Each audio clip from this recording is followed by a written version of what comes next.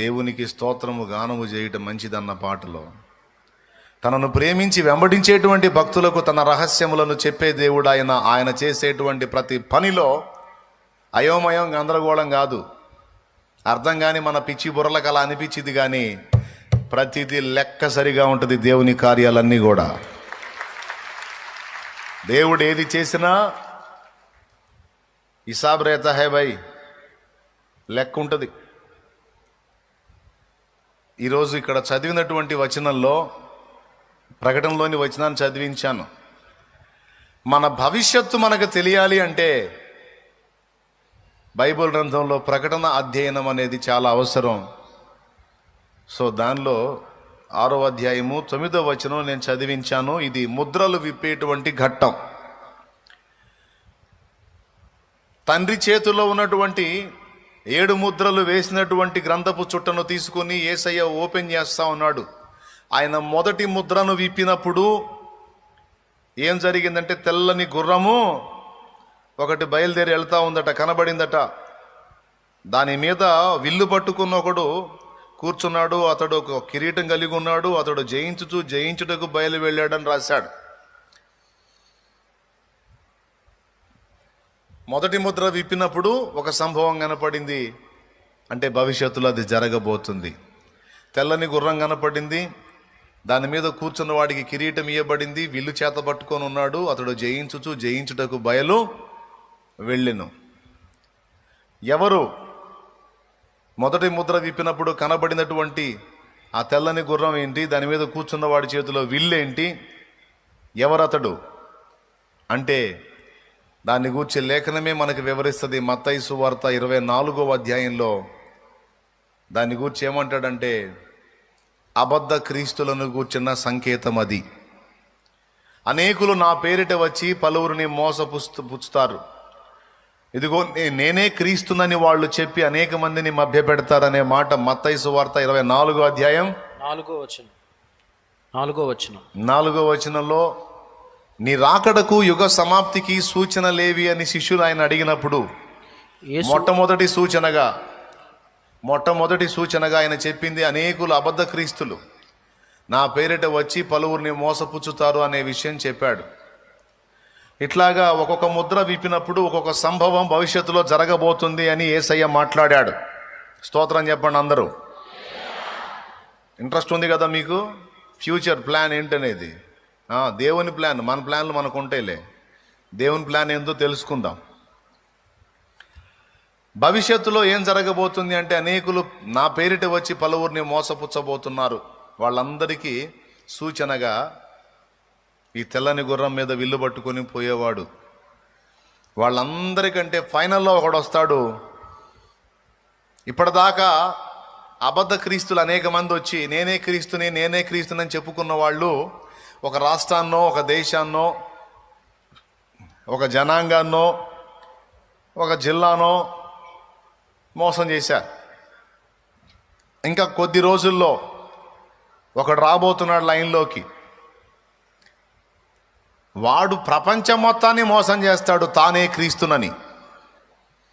ప్రపంచమంతా కూడా ఆశ్చర్యపడుతూ వాడే క్రీస్తుని వాడి వెంటబడి వెళ్ళేటువంటి ఘట్టం ప్రకటన గ్రంథం 13వ అధ్యాయంలో రాయబడి ఉంది. భూజనులందరూ చూడండి, ఒక జంతువుని గురించి మాట్లాడతాడు. జంతువు కాదండి, మనిషే. 13వ అధ్యాయం 1వ వచనం నుంచి, మరియు 10 కొమ్ములను 7 తలలను గల యొక్క క్రూర మృగము సముద్రముల నుండి పైకి వచ్చుట చూచితిని. దాని కొమ్ముల మీద 10 కిరీటములను, దాని తలల మీద దేవదూషణకరమైన పేలును ఉండెను. చాలండి. 3వ వచనం, దాని తలలలో ఒక దానికి చావు దెబ్బ తగిలినట్టుండెను. అయితే ఆ చావు దెబ్బ మానిపోయెను గనుక భూజనులందరూ మృగము వెంట వెళ్ళుచు ఆశ్చర్యపడుచుండిరి. భూజనుల్లో కొందరా? భూజనులందరా? భవిష్యత్తులో ఒకడు రాబోతున్నాడండి. వాడు తానే క్రీస్తునని రుజువు చేయడానికి అనేకమైన సూచక్రియలు, మాత్కార్యాలు కూడా చేస్తాడు. ఇంకా చెప్పాలంటే అందరి కళ్ళ ఎదుట చచ్చి మళ్ళా బ్రతుకుతాడు. భూజనులందరూ కూడా వాని కనెక్ట్ అయిపోతారు. ఆ నజరేయుడగు యేసు చనిపోయి తిరిగి లేచాడని చెప్పారు, కానీ మనం చూడలేదు. ఇదిగో ఈయన అందరి కళ్ళ ముందు చనిపోయి తిరిగి లేచాడు. చావు దెబ్బ తగిలి బ్రతికినట్టుండినటువంటి ఆ క్రూర మృగము దానిని భూజనులందరూ ఆశ్చర్యపడుచూ వెంబడిస్తూ ఉన్నారట. దెబ్బ తగిలి మానిపోతే ఆశ్చర్యపడాల్సిన అవసరం ఏముంది? అక్కడ చావు దెబ్బ అన్నాడంటే వాడు చచ్చి బతుకుతాడు.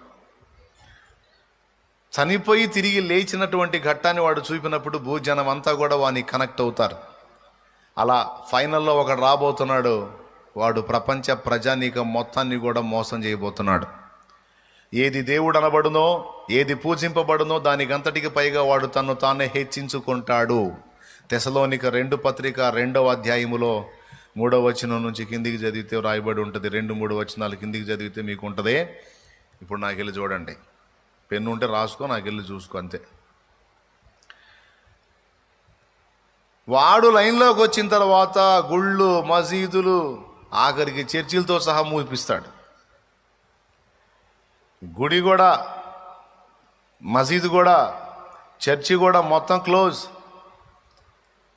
ఎందుకంటే భూజనమంతా కూడా నిజమైన దేవుడు ఇతడే అని వాడు చేసే సూచక్రియలకి, మహత్కార్యాలకి విభ్రాంతి నొందిన ఆశ్చర్యపోయిన వారై వాడిని వెంబడించేటువంటి రోజులు భవిష్యత్తులో రాబోతున్నాయి. ఇప్పుడు కొంతమంది మా మతాన్ని స్థాపిస్తాం, మేము అట్లా చేస్తాం, మేము ఇట్లా చేస్తామని మహా హెచ్చులకు పోతున్నారు కొంతమంది. కొన్ని రాజకీయ పార్టీలు ఏం మిడిసిపడుతున్నాయి.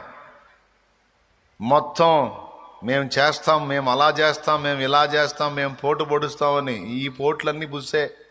వాడు వస్తున్నాడు అసలోడు, వాడిస్తాడు అసలు డోసు. ఇప్పుడు పోటుగాళ్ళకు కూడా వాడే ఇస్తాడు గట్టి డోసు. అదంతా ఇంకా ఎక్కువ టైం ఏం తీసుకోదండి. అంతా ఒక 30 నుంచి 40 ఏళ్ల నిడివిలో ఆ ఘట్టాలు జరగబోతున్నాయి.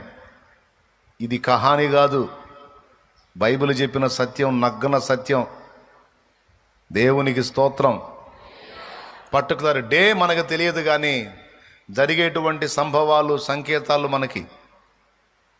ఇప్పుడు మళ్ళా ఇజ్రాయెల్ ఇరాన్ గల్దించుకుంది. రాగల 48 గంటల్లో ఎప్పుడు అటాక్ చేస్తారో తెలియదు. మందుగుండు సామాగ్రి రెడీ చేసుకున్నారు. మన భారతదేశం వాళ్ళు కూడా ఇరాన్లో ఉన్నోళ్ళని దయచేసి రాయబార కార్యాలయానికి దగ్గరకు చేరండి బాబు, వచ్చేసరికి ప్లాన్ చేయండి అని. తర్వాత ఇక్కడ వాళ్ళని కూడా అక్కడికి వెళ్ళకండ్రా బాబు అని చెప్పి అందరికీ వార్నింగులు జారీ చేసుకున్నారు. అరబ్బు దేశాలకు, ఇస్రాయేలీయులకు ఫస్ట్ నుంచి యుద్ధమే. అరబ్బు దేశాలు ఏమిటి అంటే హాగరు సంతానం. ఇజ్రాయేల్ ఎవరు అంటే శారా సంతానం. దేవునికి స్తోత్రం. అబ్రాహాముకి ఇచ్చిన వాగ్దానం ఎలా నెరవేర్చాడో చూడండి. ప్రపంచంలో ఇప్పుడు 4 వంతులు 3 వంతులు వీళ్ళే ఉన్నారు. దాదాపు అటు క్రైస్తవులు, అలాగే అరబ్బులు, యూదులు మొత్తం కలిపితే దాదాపు ప్రపంచంలో 60% మంది వీళ్ళే కనపడతారు. అబ్రాహాం సంతతే. క్రైస్తవులంగా విశ్వాసమును బట్టి మనం కూడా అబ్రాహాం సంతానంలో చేర్చబడ్డాం. ఆకాశ నక్షత్రముల వలె నీ సంతానాన్ని విస్తరింపజేస్తాను, సముద్రపు ఇసుక రేణువుల వలె నీ సంతానాన్ని విస్తరింపజేస్తాను అన్న మాట నెరవేర్చాడు. చూసారా? అరబ్బులు ఏమంటారు? వాళ్ళ పితరుడు ఎవరు? మీ మూల పితరుడు ఎవరంటే అబ్రహాం అంటారు.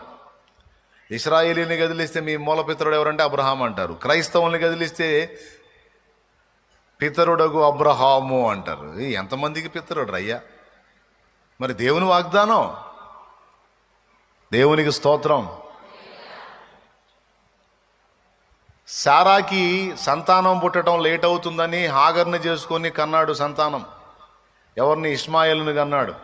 ఆ ఇష్మాయేల్లో నుంచి వచ్చినటువంటి వాళ్ళే అరబ్బులు. తర్వాత పుట్టినవాడు ఎవరు? శారమ్మకు పుట్టినవాడు ఇస్సాకు.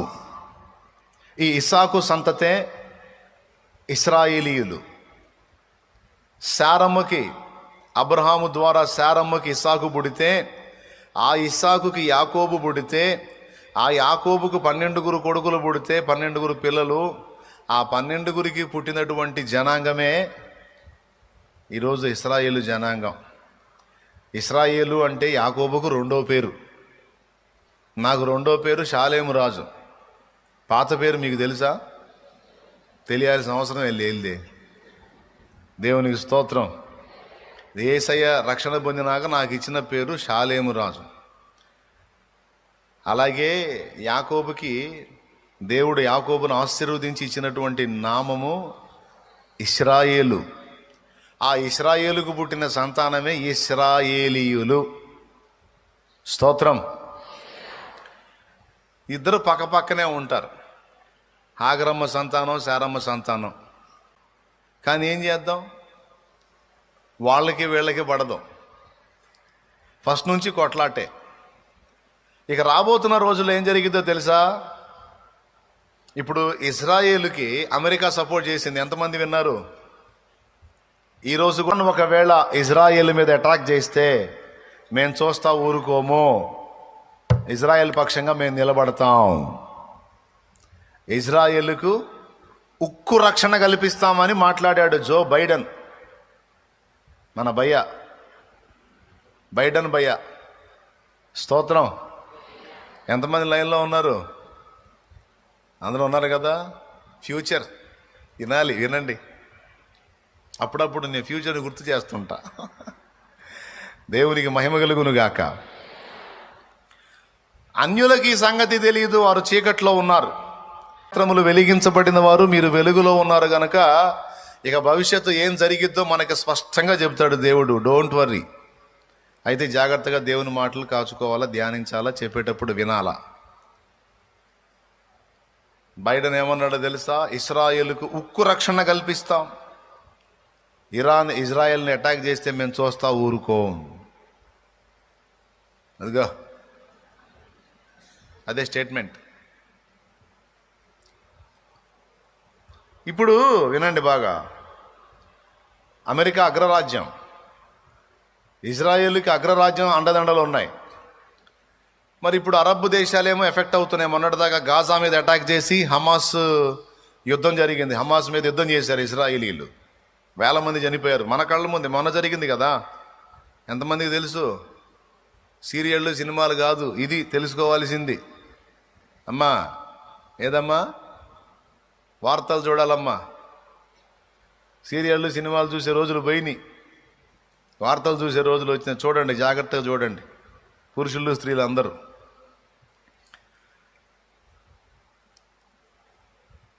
ఇప్పుడు మరి అరబ్బుల పరిస్థితి ఏంది? అగ్రరాజ్యం మా మీద దాడి చేస్తున్నటువంటి వాళ్ళకి అండగా ఉంది. మరి మా సంగతి ఏంటి? ఈ తంతు ఇలానే కొనసాగి అటాక్స్ జరిగి, కొన్ని ఫైట్లు జరిగి చివరికి ముస్లిం దేశాలు ఒక నిర్ణయానికి వస్తాయి. అరబ్ దేశాలు ఏం నిర్ణయానికి వస్తాయో తెలుసా? మనం చిన్న దేశాలుగా ఉన్నందున మన మీద ఇలాంటి అటాక్స్ జరుగుతున్నాయి, లాభం లేదు. ప్రపంచాన్ని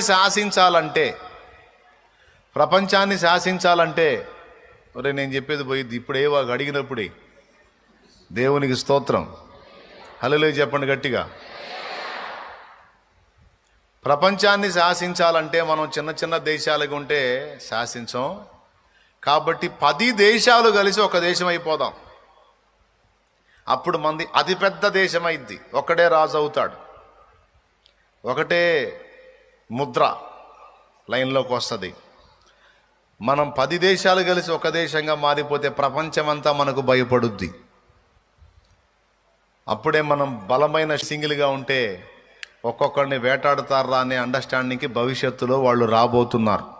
ఇప్పటికే మంతనాలు జరుగుతున్నాయి, డిస్కషన్స్ జరుగుతున్నాయి. హల్లెలూయా. ఇక వాళ్ళంతా కలిసి 10 రాజ్యాలు కలిసి ఒక్క రాజ్యంగా మారిపోయేదాన్నే దశరాజ్య కూటమి అంటారు. ఆ 10 రాజ్యాలు కలిసి ఏకరాజ్యంగా మారేటువంటి ఘట్టము భవిష్యత్తులో జరగబోతుంది. దీన్ని మీరు ఇంటర్నెట్లో సెర్చ్ చేస్తే కొంతమంది ఒక టైటిల్తో ఈ వర్తమానం పెట్టారు. ప్రపంచములో భవిష్యత్తులో కనుమరుగు కాబోతున్న 10 దేశాలని పెట్టారు. 12 దేశాలు అనొచ్చు, 20 దేశాలు అనొచ్చు, 10 దేశాలు ఎందుకు? ప్రపంచ పటంలో కనుమరుగు కాబోతున్న 10 దేశములు అనే టైటిల్ పెట్టారు. సరే, వాళ్ళు వేరే నేమ్స్ మెన్షన్ చేశారులే. అంతే కదండి. ఇప్పుడు 10 రాజ్యాలు కలిసి ఒక రాజ్యం అయిపోతే ఇక 10 దేశాలు లెక్క ఉండదు కదా, ఒకటే దేశం అయిపోయింది కదా. అంతకు ముందు ఉన్నట్టు టైటిల్ మారిపోతే టోటల్ మారిపోద్ది. ఒక్కసారిగా ప్రపంచ పటంలో కొన్ని దేశాలు మరుగైపోయి ఒకటే దేశంగా మారిపోద్ది. ఇప్పుడు దానికి దారులు పడుతున్నాయి. ఇప్పుడు జరుగుతున్న అటాక్స్ అని దానికే. అరబ్బులంతా ఏకంగా మాట్లాడుకుంటున్నారు, ఏందిరా మన పరిస్థితి ఏంది, మన గాజాను వైనం చేశారు, ఇప్పుడేమో ఇరాన్ మీదకి వచ్చారు. అదేమంటే అమెరికానేమో ఇజ్రాయెల్ని కదిలిస్తే ఊరుకొని అంటుంది, మరి వాళ్ళేమో మనల్ని కదిలిస్తున్నారు అని. ఇప్పుడు వాళ్ళు ఏం చేస్తారు, మన ఒంటరిగా ఉంటే పోరాడలేమో, అందరం కలిసి ఫైట్ చేయాలనేటువంటి ఘట్టానికి భవిష్యత్తులో తెరదీస్తారు. గుర్తుపెట్టుకోండి. ఇలాగా ప్రకటన గ్రంథంలో ఇక భవిష్యత్తులో ఏమేమి జరగబోతున్నాయి అనే విషయాలను కూర్చున్నటువంటి సమాచారం బోల్డంతా దేవుడిచ్చాడు. 10 దేశాలు ఏకమవుతాయని చెప్పాను కదా. ఆ ఏకమయ్యే 10 దేశాల్లో ఒక దేశానికి చెందిన రాజే అంత్య అబద్ధ క్రీస్తుగా మారతాడు. 10 దేశాలు ఏకమవుతాయని చెప్పాను. ఆ 10 దేశాలకు ఏకమయ్యేటువంటి ఆ దేశాలన్నిటిలో నుంచి ఒక దేశపు రాజు అంత్య అబద్ధ క్రీస్తుగా మారతాడు. దేవునికి స్తోత్రం. వాడు లైన్లోకి వచ్చిన తర్వాత ఇక కార్యక్రమాలన్నీ వేరే లెవెల్లో ఉంటాయి. ఖచ్చితంగా జరిగిద్ది. ఇప్పటిదాకా దేవుడు చెప్పినవన్నీ జరిగినాయి బైబిల్లో. అందరి డబ్బు అకౌంట్ల రూపంలోకి వెళ్ళిపోయిద్ది. ఈరోజు అందరి డబ్బు ఫోన్పే, గూగుల్ పే అని అంతా అకౌంట్ ట్రాన్సాక్షన్స్ జరుగుతున్నాయి, ఆన్లైన్ ట్రాన్సాక్షన్స్. స్తోత్రం, హల్లెలూయా. అంతే కదండి. ఇప్పుడు చదువు లేనోడు కూడా చెప్పు ఎంత టప్పిన ఇదిగో చూడు, ఓకేనా. డబ్బులు తీసేవారు వీటిలో చాలామంది తగ్గిపోయింది. ఇప్పుడు ఎలక్షన్ హడావుడి కదా, పోలీసులు చెక్ చేసినా పెద్దగా దొరకట్లా. ఎందుకు దొరికింది? ఎట్లా వెళ్ళాల్సిన పనులు అట్లా వెళ్తూ ఉంటాయి. ప్రియులారా, భవిష్యత్తులో ఏం జరగబోతున్నాయో దేవుడు ముందుగా ఇచ్చినటువంటి సంకేతాలు కొన్ని నెరవేరుతున్నాయి. వాటిలో ఒకటి, డబ్బు కరెన్సీ రూపంలో కాకుండా అకౌంట్ల రూపంలో మారిపోతుంది. అది బైబిల్ ఇచ్చిన సంకేతం. ఇప్పుడు అది జరుగుతుంది. భాష ఒకడికి తెలియదు, ఒక దేశపోడి భాష ఒక దేశపోడికి తెలియదు. కానీ ఇప్పుడు ఏ సౌకర్యం వచ్చిందో తెలుసా? ఇప్పుడు నేను తెలుగులో అచ్చ తెలుగులో మాట్లాడితే ఇప్పుడు కనిపెట్టిన లేటెస్ట్ టెక్నాలజీ ఎన్ని భాషలు అయితే ఉన్నాయో అవైలబుల్గా, అన్ని భాషల్లోనికి నేను మాట్లాడిన తెలుగు భాష తర్జుమా అయిపోతుంది. నేను తెలుగులో మాట్లాడితే తమిళోడికి తమిళంలో అర్థమైద్ది. కేరళ వాళ్ళు మలయాళీలు కదా, మలయాళంలో అర్థమైద్ది. కర్ణాటక వాళ్ళు కన్నడ కదా, కన్నడలో అర్థమైద్ది. మహారాష్ట్ర వాళ్ళు మరాఠీ కదా, మరాఠీలో అర్థమైద్ది. అలాంటి సౌకర్యం వచ్చింది. ఎంతమంది తెలుసు? భాషలో ఏకత్వం ఇలా జరిగిద్దని, భవిష్యత్తులో ఇలా జరుగుతుందని బైబిల్ ముందే చెప్పింది. చెప్పిన దాని ప్రకారం అక్షరాల ఇప్పుడు దానికే మొత్తం ఏర్పాట్లు అయిపోయినాయి. ఆల్రెడీ రన్నింగ్లో ఉంది. ముద్ర అమల్లోకి తీసుకొస్తారన్నది కూడా నెరవేరుతుంది. కొన్ని కంపెనీస్ ఇప్పటికే విదేశాల్లో కావచ్చు, మన దేశంలో కావచ్చు, కొన్ని కంపెనీస్ కోడ్ని ఏర్పాటు చేసుకుంటారు. ఆ కోడ్ ఆ కంపెనీస్లో జాబ్ చేసేటువంటి జాబ్ హోల్డర్స్కి ఆ కోడ్ వాళ్ళ బాడీలో ఎక్కడో చోట సెట్ చేస్తున్నారు. వాళ్ళు వెళ్ళి నిలబడితే చాలు, స్కాన్ చేసుకుంటుంది, వాళ్ళకి డోర్ ఓపెన్ అయ్యిద్ది. మామూలు పోతే ఓపెన్ కాదు. దేవునికి స్తోత్రం. అంత సెన్సార్ సిస్టమ్ వచ్చింది. కార్లలో కూడా ఇప్పుడు ఫుల్గా సెన్సార్ వాడుతున్నారు. సమీపంలోకి మనిషి కానీ, పశువు కానీ, వెహికల్ కానీ ఏదన్నా వచ్చిందనుకో, కారులో నుంచి ఒక సైరన్ మోగుతూ ఉంటుంది, సిగ్నల్ వస్తూ ఉంటుంది. దగ్గరలోకి వెహికల్ వచ్చింది, లేకపోతే ఏదో వచ్చింది చూసుకోరా బాబు, లేకపోతే ఢీ కొడతారు చూసుకొని సిగ్నల్ అదే ఇస్తాను. నీకు ఏది కావాలంటే అది మాట్లాడితే చాలు. అన్నీ ఇప్పుడు సిస్టమ్, సెల్ ఫోన్ ఎలా వచ్చేసింది, అంత మామూలుగా లేదు. ఇప్పుడు భవిష్యత్తులో ఇంకా డెవలప్ అయ్యే ఛాన్స్ ఉంది. దేవునికి స్తోత్రం. ప్రభునందు ప్రిలారా, బైబిల్ చెప్పినటువంటి విషయాలు అచ్చుగుద్దినట్టు అక్షరాల జరుగుతున్నాయి. ఇప్పటిదాకా జరిగిన ఇక ముందు కూడా జరుగుతాయి. ఒకడు ఎగతాళి చేసినా, హేళన చేసినా, అబద్ధాలన్నా, వాడి బొంద ఏమన్నా అనుకొని, ఇది మాత్రం 100% సత్యగ్రంథం ఇందులో చెప్పింది నెరవేరి తీరుతుంది. భూమి ఆకాశములు తమ స్థానాలు కోల్పోయిన, వెదురు తప్పిన, నా మాటలు తప్పిపోవు. భూమి ఆకాశములు గతించిన, నా మాటలు ఎప్పటికీ నీ గతించవని సాక్షాత్ యేసు ప్రభు మాట్లాడాడు. యేసయ్య మాటలు అంత శక్తివంతమైనవి. రైట్, ఇప్పుడు మనం చదువుకున్న విషయం దగ్గరకు వద్దాం. ప్రస్తుత అంశానికి, భవిష్యత్తును దృష్టిలో పెట్టుకొని ఇప్పుడు జరగబోతున్న సంభవాల్ని దృష్టిస్తారు కదూ. నిద్రమోహం వేసుకొని ఉంటారా అమ్మా? చూడండి, సినిమాలు సీరియళ్ళు పక్కన పెట్టి చిన్నగా వార్తల్ని అబ్జర్వ్ చేయండి. ఇప్పుడు మన దేశం కూడా మంచిగా ఆలోచించి ఓటు వేయండి, వివేచించి ఓటు వేయండి. ఏమే రాబోతున్నటువంటి రోజుల్ని దృష్టిలో పెట్టుకొని, ఒళ్ళు మైండ్ దగ్గర పెట్టుకొని ఇక వివేచించి ఓటేయి. ఒక క్రైస్తవుడుగా నువ్వు ఉన్నావు, క్రీస్తు అనుచరుడుగా నువ్వు ఉన్నావు అంటే వివేచన నంబర్ 1లో ఉంటుంది నీకు. ప్రతిదీ వివేచించగలవు గనుక ఎట్లా పడితే అట్లా కాకుండా జాగ్రత్తగా ఆలోచించి ఓటు వేయి. ఆ తర్వాత అది నిన్ను శాసించింది. జాగ్రత్త దృష్టిలో పెట్టుకొని స్టెప్ తీసుకో. ఏ పార్టీకి ఆ పార్టీకి మై నై బోల్తా, దేవునికి స్తోత్రం, బోల్తా నై. ఒక క్రైస్తవుడు, ఒక దేవుని బిడ్డగా ప్రార్థన చేసుకో, వివేచించు. నా చేతి ఓటు ఎటుపడాలనేది గ్రహించుకొని మైండ్ ఒళ్ళు అనేది దగ్గర పెట్టుకొని నెయ్యి. ఓకేనా?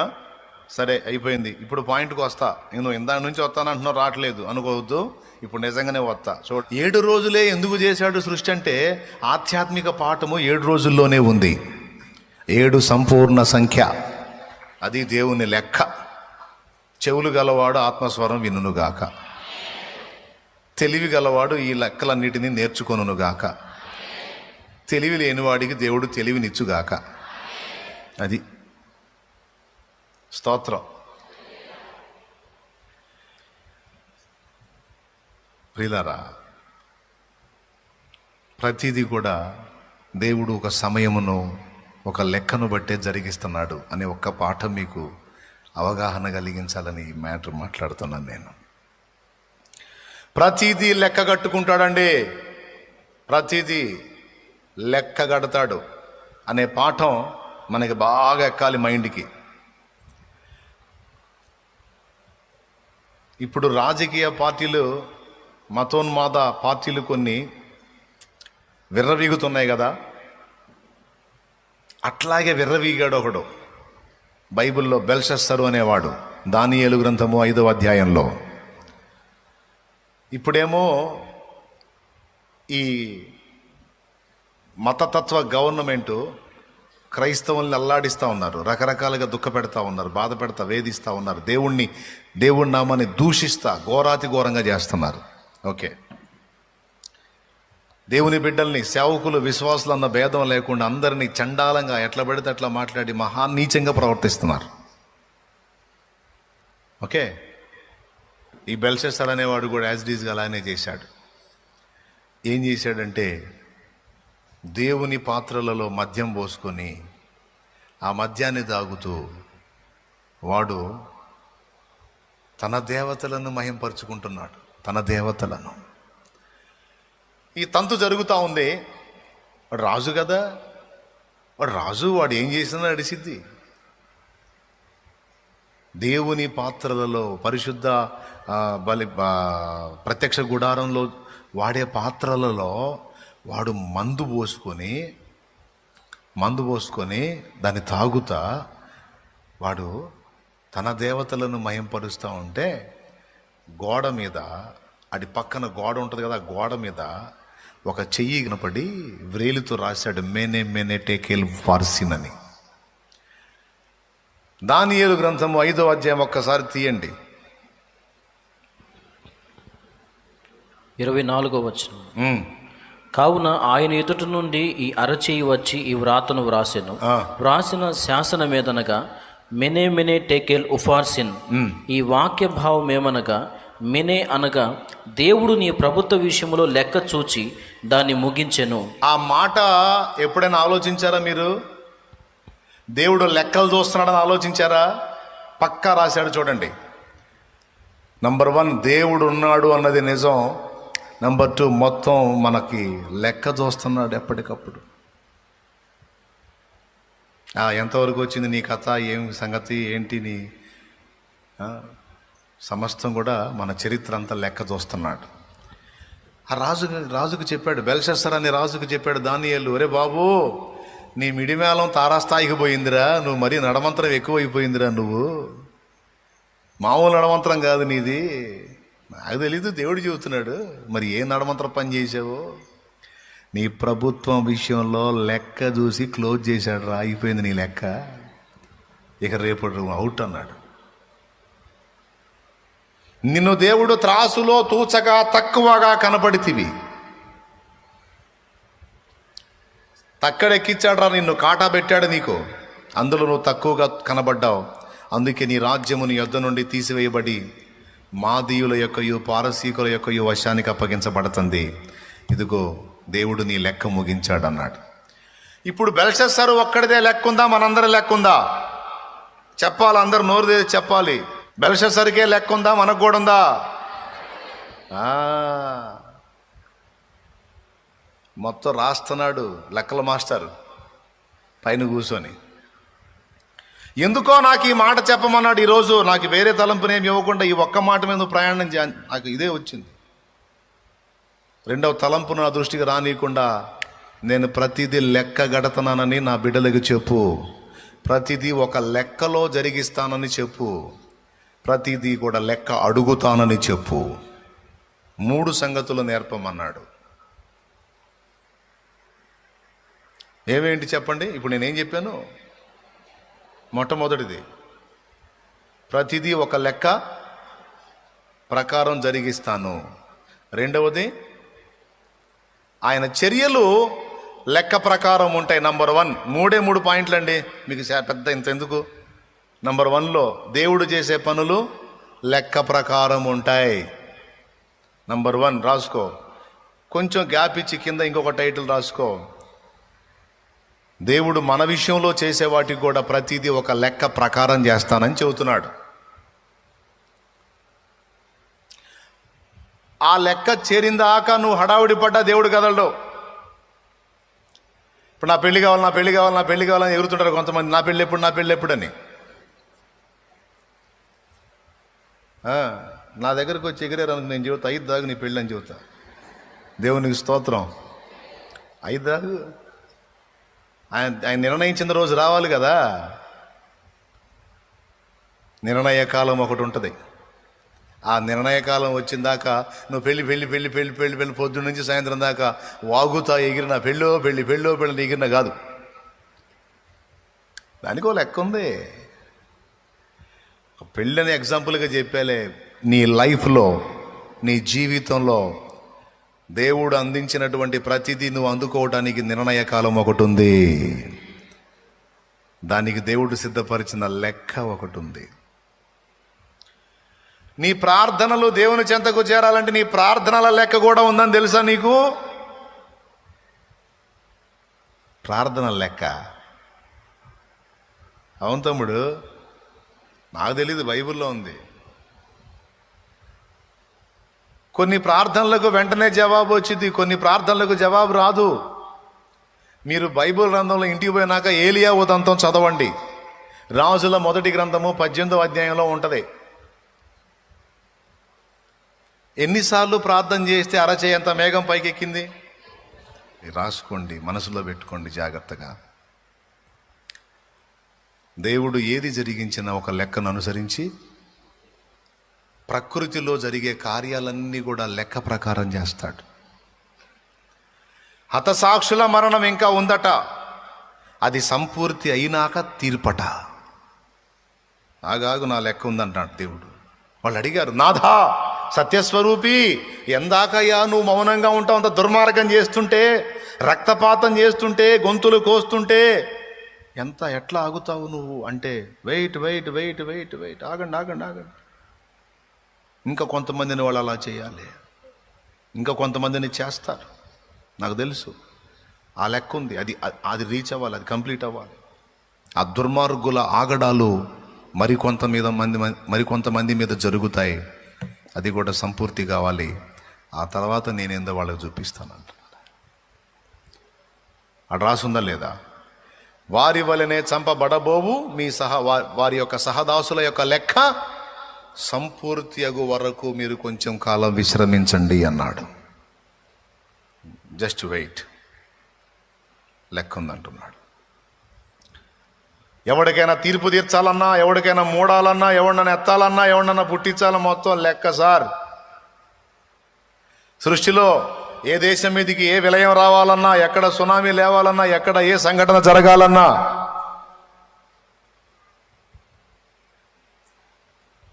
మొత్తం క్యాలిక్యులేటెడ్ ఉందండి. ప్రతిదీ లెక్క సరిగా ఉంది దేవుని దగ్గర. అందుకే రాజుకు చెప్తున్నాడు, రేయ్ నీ లెక్క అయిపోయింది రా బాయ్, నీ లెక్క క్లోజ్ అయిపోయింది. చూశాను, తేడాపడ్డావు, నువ్వు అవుట్. ప్రతిదీ లెక్కను అనుసరించి చేస్తున్నాడు. అంతేకాదు మన జీవితంలో కూడా ప్రతిదీ ఒక లెక్క ప్రకారం జరిగిస్తున్నాడు. ఇది అర్థమైతే ఇక దేనికి జుట్టు పీక్కోవు నువ్వు. ఎంతమందికి అర్థమైందో ఏమో మరి. ఈ మాట అన్నా అర్థమైతే సంతోషం. ఇక నీ జీవితంలో ఎలాంటి సంభవాలు, నీ ఇంటి వారి జీవితంలో ఎలాంటి ప్రతికూలతలు ఎదురైనా ఇక నీకు మెంటల్ టార్చర్ ఉండదు, టెన్షన్ ఉండదు. ఎందుకంటే ఆయన ప్రతిదీ కూడా ఒక క్రమాన్ని అనుసరించి జరిగిస్తుంది. నాకు జాబ్ కావాలంటే ఆయన నిర్ణయించిన నిర్ణయకాలం వచ్చిందాక నువ్వు ఎన్ని కుస్తీలన్నా పడ్డది అందదు. ఆ సమయం దేవుడు రప్పించినప్పుడు, నీ విషయంలో దేవుడు ఆ కార్యాన్ని చేయడానికి ఆ నిర్ణయించిన కాలం వచ్చినప్పుడు నువ్వు ఇంట్లో కూర్చున్నా సరే వచ్చి నీ తలుపు తట్టిద్ది. అంతే. నా కుమారుడా అడిగావుగా, నా దగ్గర కన్నీరు గార్చి అడిగావుగా, ఇదిగో నీ ప్రార్థనల సంఖ్య అంతా సంపూర్తి అయింది. నా దగ్గర నీ మనవులు చేరాల్సిన సంఖ్య అంతా సంపూర్తి అయింది. ఇదిగో ఏలియా దగ్గర నుంచి 7 మార్లు మొర్ర దేవుని దగ్గరికి ఎక్కి వెళితే ఎన్ని మార్లు? పరిచారకుడికి ఏం చెప్పాడు? ఆ మెరకెక్కి సముద్రంలో నీకేమన్నా కనపడుతుందేమో చూడయ్యా, ఏదన్నా మేఘం పైకెక్కుతుందేమో చూడు. 3.5 ఏళ్ళుగా వర్షం లేదు, ఇప్పుడు ప్రార్థన చేస్తున్నా, వాన పంపిస్తాడు, మేఘం పైకెక్కితే నాకు చెప్పమన్నాడు. ఒకసారి పోయాడు, చూశాడు, ఏం కనపడలా. మళ్ళీ వచ్చాడు, ఏం కనపడలేదు అయ్యగారు అన్నాడు. సరే మళ్ళీ ప్రార్థన చేస్తా పో. అలా ఎన్నిసార్లు చేశాడు కరెక్ట్గా చెప్పండి? 20 సార్లు చేయొచ్చుగా, లేకపోతే 3 సార్లే ఆపొచ్చుగా. 7 సార్లే ఎందుకు? 7 సంపూర్ణ సంఖ్య. 7 సార్లు తను చేసిన ప్రార్థన పరిపూర్ణంగా దేవుణ్ణి చేరింది. ఎప్పుడైతే 7 సార్లు ప్రార్థన సంపూర్తి అయిందో అప్పుడు అరచేయంత మేఘం పైకెక్కింది. 6 సార్లు చేరితే చాలదా? 5 సార్లు చేస్తే చాలదా? 7 సార్లు ఎందుకు? అలాగే ఒక వ్యక్తి మారు మనసు కోసం, ఒక కార్యం నెరవేర్పు కోసం మన ప్రార్థనలో ఏ సంఖ్యలో చేరాలో అక్కడ డిసైడ్ చేసి పెట్టాడు. ఆ మొర, ఆ మనవులు ఆ సంఖ్యలో చేరిందాకా సైలెంట్గా ఉంటాడు. ఇప్పుడు దేవుడికి ఏమైనా చెవుడా అన్నాయ్? చెప్పు, దేవుడికి ఏమైనా చెవుడా? నువ్వు చెప్పాక, దేవుడికి ఏమైనా చెవుడా? ఒకసారి చెబితే అర్థం కాదా? 7 సార్లు ఎందుకు చేయాలా? ఒకసారి చెబితే అర్థం కాదా? పోనీ 2 సార్లు చెబితే వినపడదా? వినపడదా? మరి 7 సార్లు ఏంది? ఎందుకు 7ని మెన్షన్ చేశాడు? సరే వదిలే. ఎలీషా పోయి నయమాను చెప్తాడు, నయమాను యోర్దాన్లో 7 సార్లు మునిగే, 3 సార్లు అనొచ్చుగా, 7 సార్లు మునుగు, బాగుపడతావు, రోగం తగ్గిద్ది పో అన్నాడు. దేవునికి స్తోత్రం కలుగును గాక. హల్లెలూయా. అంతేకాదండి, షునేమీరారి కొడుకు చనిపోయినోని ఎలీషా బతికిస్తాడు కదా, వాడు ఎన్నిసార్లు దుమ్మాడని రాస్తుంది? 3 సార్లు. వాడు 7 సార్లు ఎందుకు దుమ్మాడు? ఓరి బాబా, 9 కూడా లెక్కేసుకున్నావు నువ్వు అనుకోవద్దు. మరి వాస్తవం అది. వాడు 7 సార్లు తుమ్మాడని ఉంది. ఈయనేమో ముమ్మారు వాని మీద పారదాచుకొని ప్రార్థన చేశాడు. వాడు 7 సార్లు తుమ్మి లేచాడు. 3, 7. ఇక్కడ 7 సార్లు ప్రార్థన చేస్తే అరచేయంత మేఘం పైకెక్కింది. నయమాను, నువ్వు యోర్దానికి పోయి 7 సార్లు మునుగన్నాడు. ఏంది 7 3? ఏందబ్బా? నాకేం తెలుసు, అది రాసి పెట్టాడు. మరి కొంతమందికి అడిగిందే మళ్ళీ అడగాలంటే ఏం సిరాకు. ఏం చేద్దామనే రోజు అదే ప్రార్థన. ఏం చేయమంటామంటే జవాబు వచ్చిందాకా అదే ప్రార్థన చేయాలి నాయన. ఆకలి అవుతుంది, అమ్మా అన్నం పెట్టంటావా? లేకపోతే పద్దాకలు అడిగిందే ఏం అడుగుతావు? ఒకసారి అమ్మా అన్నం పెట్టు, రెండోసారి అమ్మా గడ్డి పెట్టి అంటావా? ఆన్సర్ వచ్చిందాకా అదే అడుగుతావు. అమ్మా ఆకలి అవుతుంది, అన్నం పెట్టు. మారదు. బైబిల్ గ్రంథాన్ని జాగ్రత్తగా ధ్యానం చేస్తే మనం ఊహించని ఎన్నో రహస్యాలు అందులోంచి బయటపడతా ఉన్నాయి. మన నోటి మాటల లెక్క అక్కడుంది. మన భూమి మీద సంచరించే అడుగుల లెక్క, మన సంచారాల లెక్క అక్కడ ఉందట. 56వ కీర్తన 8వ వచనం మీరు చూడండి.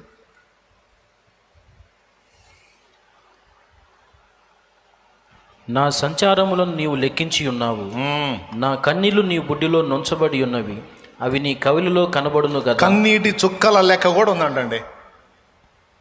సంచారాల లెక్క. ఆయన ఎన్ని తిరిగాడో, ఎన్ని ప్రాంతాలు తిరిగాడో. శాంతి వింటున్నావు? శాంతి జాగ్రత్తగా విన్నమ్మా. ఆయన ఎన్ని సంచారాలు చేశాడో సంచారాల లెక్క మొత్తం. నేనేదో ఆ పిల్లని పిలిచి మీరు నవ్వుతారు ఏందండి. ఎక్కడెక్కడ సంచారం చేశాడో సంచారాలన్నీ లెక్క. నా సంచారములు నీవు లెక్కించి ఉన్నావు, నా కన్నీటిని నీ బుడ్డిలో దాచి ఉన్నావు, అవి నీ కవిలలో అంటే పుస్తకంలో కనబడును కదా. అసలు ఆయన ఇంట్రెస్ట్ ఏంటో నాకు అర్థం కావట్లేదు. మనం ఏడిసిన ఏడుపు కూడా రాసుకుంటున్నాడు అంటండి. ఇదేం పిచ్చో నాకు అర్థం కాదు. రేపు పోయి నాకు అడగాల. దేవునికి స్తోత్రం. ఏమయ్యా మా ఏడుపులు కూడా రాసుకోవటం ఏంది నువ్వు అని. ఆయన ఇంట్రెస్ట్. మనం కార్చిన కన్నీరు, ఏ అంశం కోసం కార్చామో, ఏ విషయంలో దుఃఖపడ్డామో, ఏ విషయంలో యాతన పడ్డామో, వేదన పడ్డామో మొత్తం రాసేసాడు. ఇదిగో ఫలానా అంశం కోసం నువ్వు ఇన్నిసార్లు ఏడ్చావు, ఇదిగో నీ జవాబు అన్నాడు. ఏలియా 7 సార్లు ప్రార్థన చేస్తే అరచేయంత మేఘం పైకెక్కి విస్తారమైన వర్షం కురిపించాడు దేవుడు. నేను దేవుణ్ణి అడుగుతా, ఏమయ్యా ఏలియా పిలిస్తే పలుకుతావుగా నువ్వు? మీ ఇద్దరికి మంచి ఫ్రెండ్షిప్ ఉంది కదా. ఆయన నా ప్రాణం తీసుకో అంటే అసలు చావే చూడకుండా తీసుకెళ్ళావుగా ఏలియాని. అంత అనుబంధం ఉందిగా మీకు. ఆయన 7 సార్లు చేయాలా? ఒకసారి చేస్తే చాలదా? 2 సార్లు చేస్తే చాలదా? కనీసం 3 సార్లు చేస్తే చాలదా? 7 సార్లు చేయాల్సిందేనా? అంటే దేవుడు అంటాడు, అది అంతేరా, ఆ లెక్క అలా సంపూర్తి కావాలి, అది అంతే అంటాడు.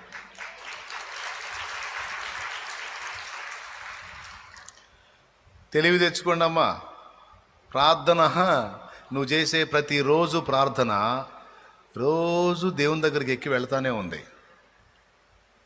ఏలియా 7 మార్లు ప్రార్థించినప్పుడు జవాబు వచ్చినట్టు నీ ప్రార్థనల సంఖ్య సంపూర్తి అయినప్పుడు ప్రతి దానికి నీవు ఆన్సర్ పొందుతావు.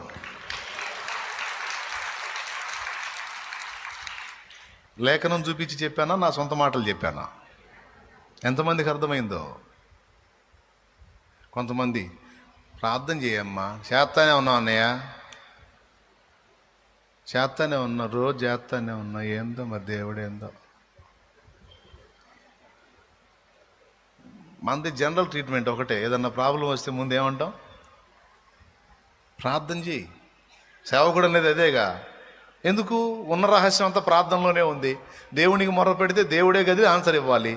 అందుకని ఏ సేవకుడు ఏం చెబుతాడు? విశ్వాసికి విశ్వాసం సమస్య చెప్పిద్ది, దైవజనుడు ఏం చెబుతాడు? 2 ముక్కలు ఆయన చేస్తాడు. ప్రార్థన చేసి, ప్రార్థన చేసుకో తల్లి. చేసి చేసి ఇసుగు పుట్టిన వాళ్ళు కొంతమంది నా దగ్గరకు చేస్తానే ఉన్నావు అన్నయ్య, మాకు తెలిసి నువ్వు ఈ మొక్కే చెబుతావు, మాకు తెలిసి ప్రార్థన చేస్తానే ఉన్నావు. ఏది? ఈరోజు నేర్చుకోండి. నీ విజ్ఞాపనల సంఖ్య, నీ ప్రార్థనల సంఖ్య అక్కడికి చేరాలి. ఆ సంఖ్య సంపూర్తి కావాలి. అప్పుడు నీకు ఆన్సర్ రావాలి. అది ఒక్కోసారి నువ్వు ఒక్కసారి మొర్ర పెడితేనే ఆమెన్ అంటాడు. కొన్నిసార్లు 7 సార్లు మొర పెడితే ఆమెన్ అంటాడు. కొన్నిసార్లు 87 సార్లు మొర పెడతాను. ఆయన చిత్తం. అయితే ఒకటి మాత్రం కన్ఫామ్, నువ్వు ఆన్సర్ వచ్చిందాకా ఏంది లేచి వెళ్ళమనే మొర్ర వెళ్తానే ఉండాలి. నా ప్రార్థనలు ఆలకించువాడవు, నా మనవులకు చెవియొక్కెదవు. నా ప్రార్థనలు ఆలకించువాడవు, నా మనవుల అంతులేనిదయ్యా నీ అనురాగము, అంతులేనిదయ్యా నీ అనురాగము. అమరం అతి మధురం నీ దివ్య స్నేహము, అమరం అతి మధురం నీ దివ్య స్నేహము. అందుకొనుము దేవ ఆరాధన, నా దీన స్తుతి నివేదన. అందుకొనుము దేవ ఆరాధన. దేవునికి మహిమ, దేవునికి మహిమ. బైబిల్లో కీర్తనలు ఎన్ని ఉండాలో ఆయన లెక్క కట్టాడు. 150 కీర్తనలు. ఏ ప్రవక్త పుస్తకం ఎన్ని పేజీలు రావాలో, ఎన్ని అధ్యాయాలు రావాలో మొత్తం ఒక పద్ధతి ప్రకారం చేశాడు. ఏమండి, ఏమర్థమైంది? మన విజ్ఞాపనల లెక్క సంపూర్తి కావాలి. అప్పుడు ఆన్సర్ వచ్చింది. ఒక్కోసారి వెంటనే వచ్చేస్తుంది. ఒక్కసారి అడిగినప్పుడు, 2 సార్లు అడిగినప్పుడు, 3 సార్లు, కొన్నిసార్లు నెలల కాలం, కొన్నిసార్లు సంవత్సరాలు మొరపెట్టాలి. ఆన్సర్ వచ్చింది. కొంతమంది విసుగు చెంది ఏం అడగబుద్ధి కావట్లా, దేవుడి ప్రార్థన కూడా చేయబుద్ధి కావట్లా నాకు అసలుకి. ఏం చేస్తా, రోజు అడిగిందే అడిగి ఆయనేమో చేయకపోతుండే. ఏం అడుగుతాం? అడగపోతే చాలేమనే ప్రార్థన చేయంటాడు.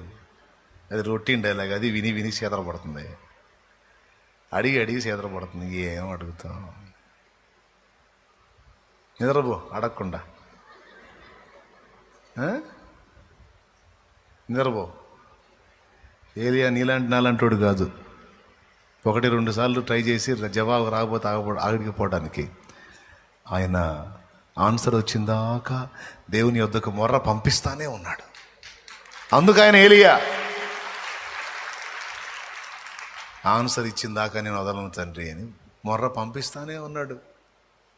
నా కొడుకు మారాలని అంటున్నావు, మరి కొడుకు మారిందాక దేవుడు జోక్యం చేసుకొని వాని లెక్క వైనం చేసిందాక నువ్వు మొర్ర పంపించాలిగా. 4 నెలలు ప్రార్థన చేసి 5వ నెలలో ఈడు మారడో సావళ్లే అని నువ్వే అంటుంటావు. మళ్ళీ మా ఆయన మారాలని ప్రార్థన చేస్తాను అంటుంటే 4 రోజులు చేసి ఈ దుర్మార్గుడు మారడో, ఈడు మధ్యలో పోయేవాడు, ఈడు మారడో సావడు అన్నట్టు నువ్వే.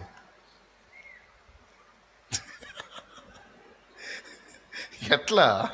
ఆన్సర్ వచ్చిన దాకా పంపించాలిగా, రిపోర్ట్లు రాస్తూ ఉండాలిగా, విజ్ఞాపన చేస్తూ ఉండాలిగా. నేర్చుకున్నారు కదా, దేవుడు లెక్కలో ప్రయాణం చేపిస్తాడు మనల్ని. రైట్. నెంబర్ 1, ఏది చేసినా లెక్క ప్రకారం. నేను ఎంతవరకు చదవాలో అంతే. మన చదువు అంతవరకే. ఎంత మన చదువు 10th లోపు. మించిందంటే మన మాటినం. దేవునికి స్తోత్రం. ఇదేమి లెక్క అంటే అదే నా లెక్క, నువ్వు బా అంటాడు. అబ్బే ఈ లెక్క రైట్ లెక్క కాదు, నేను ఒప్పుకోను, నేను చదవాల్సిందే అంటే మీరు ఏడుండేవాళ్ళు, నేను ఏడుండేవాడినా? నీ లెక్క కరెక్టా, దేవుడి లెక్క కరెక్టా?